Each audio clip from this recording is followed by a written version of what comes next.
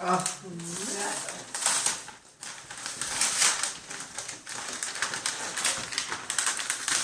kan se hendes ansiktsuttryk, så jag känner det.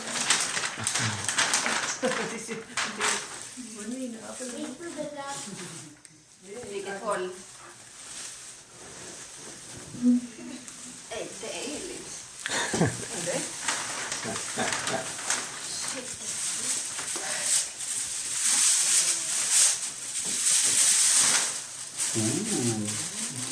Det här är inte dåligt alltså.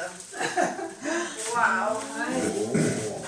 Det jag pratar om, detta är alltså min kusin Elin som har gjort det här. Hon är rätt så erkänd konstnär. Du slog mig med häpnad. Det kan man gott se. Det är böjer, konst och allting på en gång. Hon fotograferar mig. Tusen tack. Varsågod.